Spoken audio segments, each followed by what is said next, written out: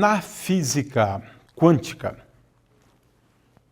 nós vemos surgir um conceito que ganha muita força.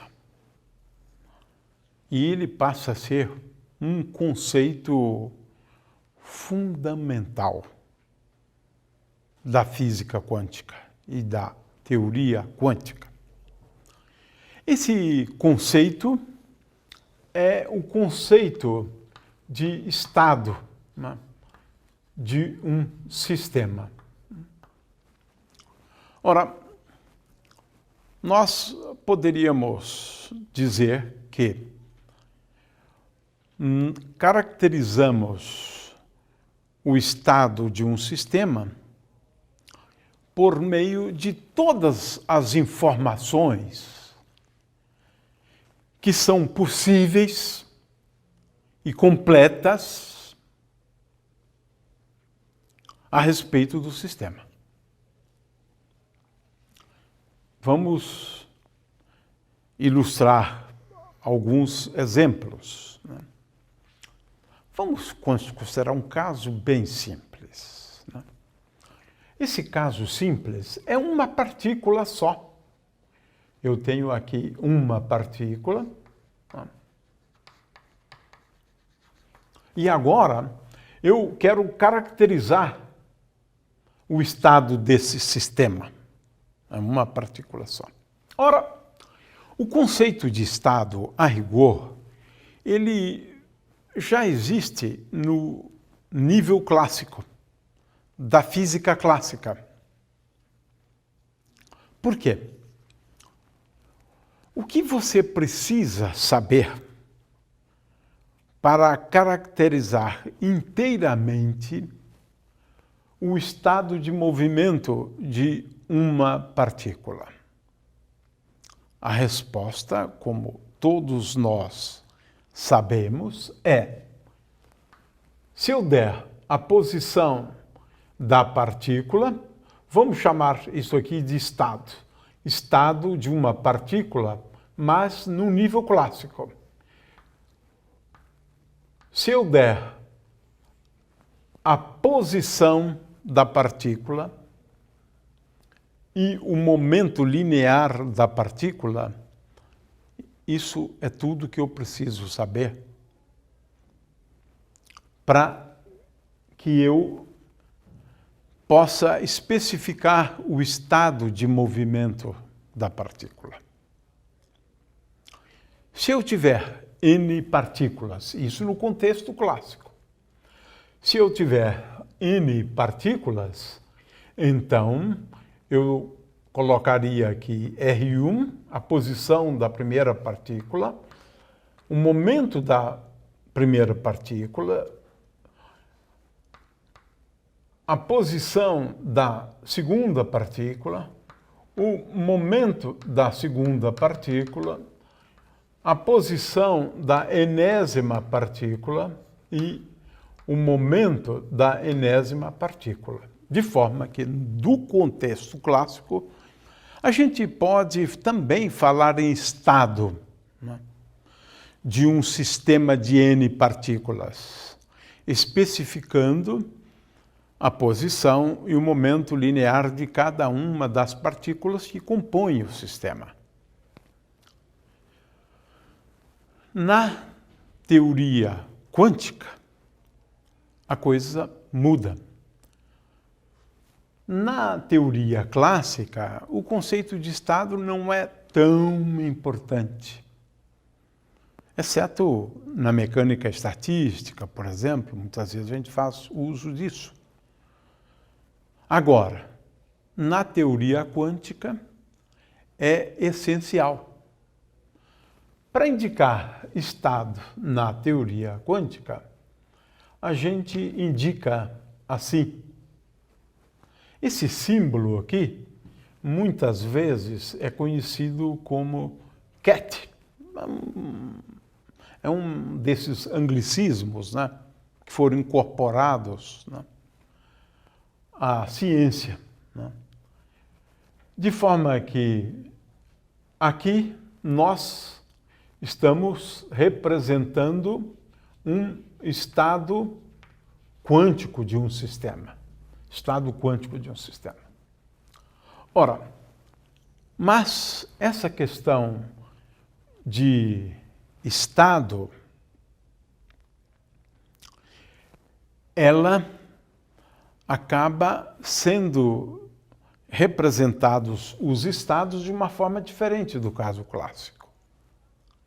Por exemplo, na teoria quântica, não faz sentido ter um estado onde eu especifique o momento e a posição de uma partícula. Isso não existe, porque nós sabemos que ou determinamos a posição com absoluta precisão, ou o momento. Não dá para você ter um estado onde você especifique a posição e o momento de uma partícula.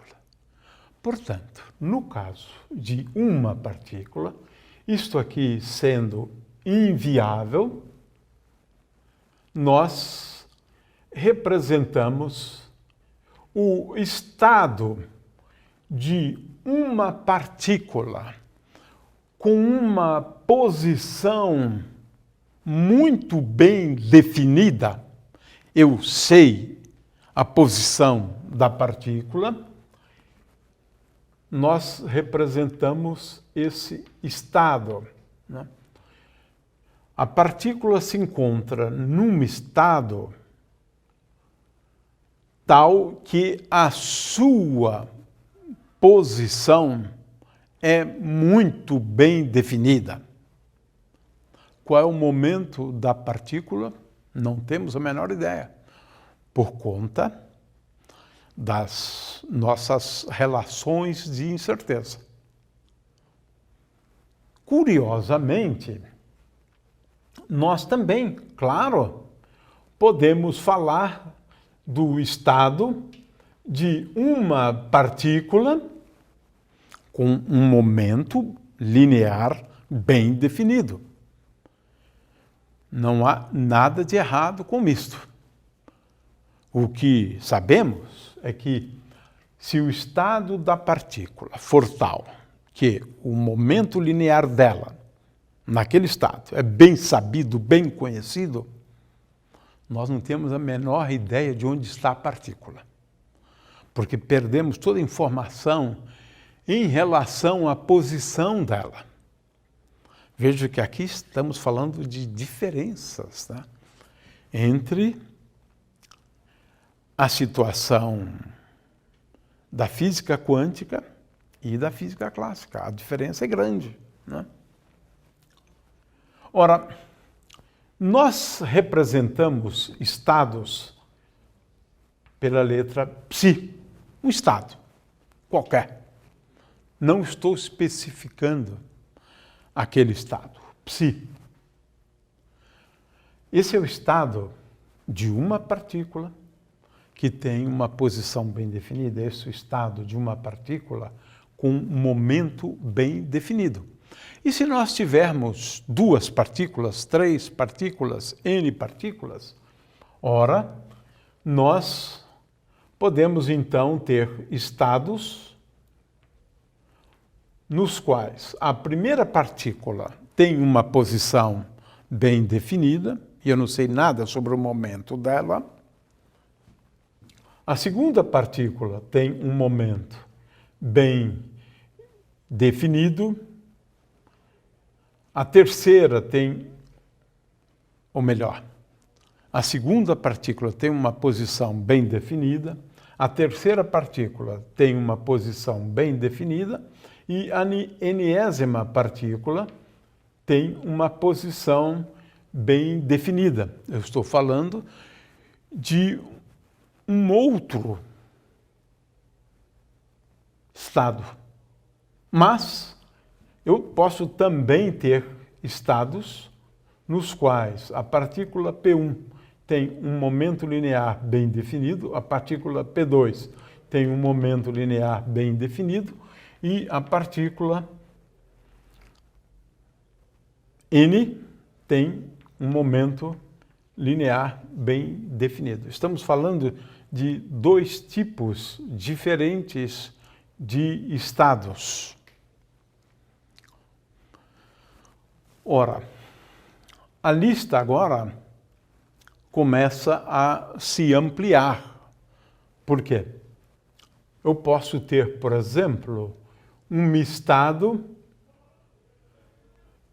Nós representamos por estado com essa letra L para indicar estados tais que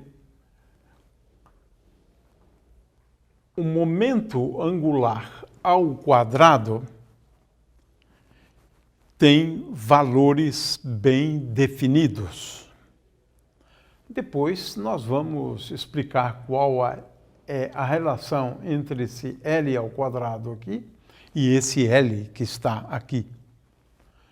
Ora, nós indicamos por estado com números L e M, e esses números são conhecidos como números quânticos, mas vamos avançar um pouco depois, como sendo estados para os quais L ao quadrado e L índice Z, a componente Z do momento angular, tem valores bem definidos. Nós indicamos um estado que tem uma energia bem definida por estado E. E assim por diante. É claro que o que nós precisamos ter sempre em mente é que, ao indicarmos o estado de um sistema, nós devemos colocar aqui um certo número de grandezas físicas, ou indicar que podem ter simultaneamente valores bem definidos. E isso é uma coisa que a gente vai entender melhor que grandezas são essas, né? Porque isso aqui a gente só entende a partir do formalismo, quando a gente introduziu o conceito de relações de comutação entre operadores que representam grandezas físicas.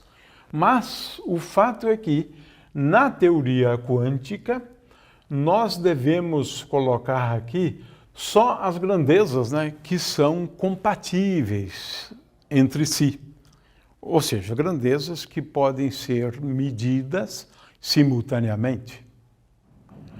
No entanto, para que a gente possa entender melhor esse conceito, a gente precisa ir para o formalismo da teoria quântica e analisar as relações de comutação entre os operadores que representam essas grandezas na teoria quântica. Ou seja, precisamos avançar um pouco mais.